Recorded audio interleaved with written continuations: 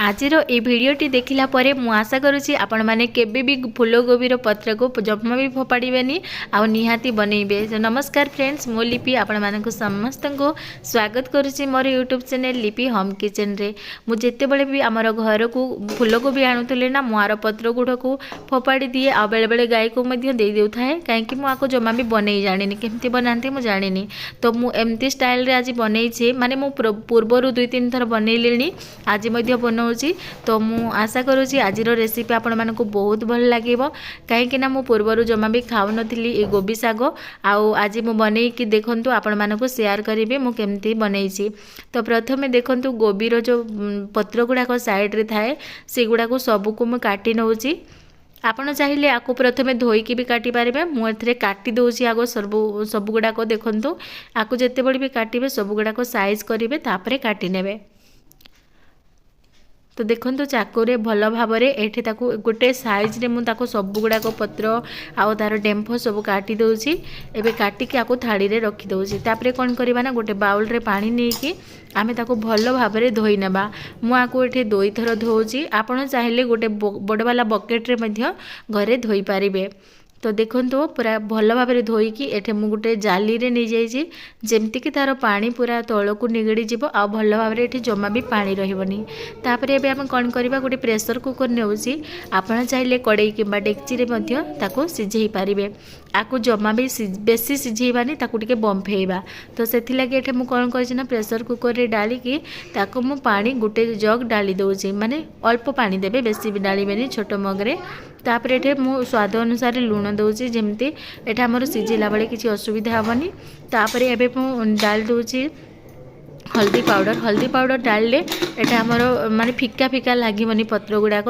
देखिथिबे जेतेबेले किछि पत्र सिझौथिबे आमे जदि हल्दी पाउडर न डालिबा फिका फिका लागि थाए, जेहेतु आमे ताको रेसिपी बनेइबा माने सब्जी बनेइबा सब्जी टाइप रो, सेथि लागि आमे हल्दी पाउडर डालिबा। तापर आमे ढाकन को बंद करिकि याको टिके मीडियम फ्लेम रे आमे ताको टिके सिझेइबा। देखो एठे पूरा 3-4टा सीटी आसला पर्यंत ताको टिके छाड़ी नेबे लो फ्लेम रे। तापर देखि पारुथिबे एठे हमर पूरा भल भाव में बांफ हो जाइछि, आ बहुत सारा भेपर भी टिके बाहरुछि, सेथिलागि क्लियर देखा जाउनी। तो एथिरे मु सब आडू टिके चलै दउछि, पानी टिके एमती देइथिबे जेमती पानी टिके रहिथिबो, नहले एठे चिपकी जीवो माने लटकी जीवो जल्दी। तो देखंतु आपण पूरा गिलगिला हो जाइछि, माने भल भाव में टिके सिझी आसीछि। तापर एठा आपण कोन करिमे ना आको आमे छुंक देबा। सो फ्रेंड्स ये सागटा ना बनइबा बहुत इजी आ बहुत सुंदर टेस्टी मध्य लगी थाए। तो देखंतु एठे मु कोन करिछि टमाटो आउ एठे रसुण 6-7 कोली ले जाइछि, आउ तापरे एठे पियाज आ सुखिला लंका। चलो तो ताको एबे आमे छुंक देबा। तो देखंतु एठे मु प्रथमे कड़ाई गरम कर नेछि, सेथिरे डाल दउछि लंका आउ जीरा। तो देखंतु आउ तापरे जो रसुण रखी लसुण को मैं काटिकी एठे डाल दउछि, आउ कटा हुआ पियाज डालिकी भल भाव में ताको टिके मैं चलै नउछि। ताको आमे टिके लाल हवा पर्यंत भाजी नेबा सभी को। तापरे डाल देबा टमाटो डालिकी भल भाव में चलै नेबा। सो फ्रेंड्स देखंतु टमाटो निहाती पकेइबे, टमाटो पकेइले काहेकि ना बहुत भल लागि थाए। तो एथिरे मु टिके करी मसला पाउडर डाल दउछि, तापरे ताको टिके भल भाव में चलै नउछि। जेहेतु आमे हल्दी पाउडर डालथिले पूर्वरु आउ किछि हल्दी पाउडर नमक बिल्कुल डालिबानी, काहेकि ना एथिरा हमर भल भाव में हल्दी पाउडर नमक लागि जाइछि एबे भाजी रे। तो सेथि लागि मु ताको भल भाव में चलै नउछि टमाटर को। टमाटर रे मेल्ट हो आसला देखुथिबे। एबे आमे से जो गोबी पत्र गुडा को प्रेशर रे रखिथिले सिझेकी सेथिरे आमे ताको डाली देबा। जेते पत्र रखिथिले देखंतु सब जाको मु भल भाव में एथिरे कड़ाई रे डाली दउछि। तापर आमे सभी साइड को भल भाव में टिके मिक्स करिनेबा। सो देखंतु फ्रेंड्स सभी साइड को आमे जदि एमती टिके टिके पातिया साहाय्य रे टिके टिके घांटी नेबा और चलै देबा।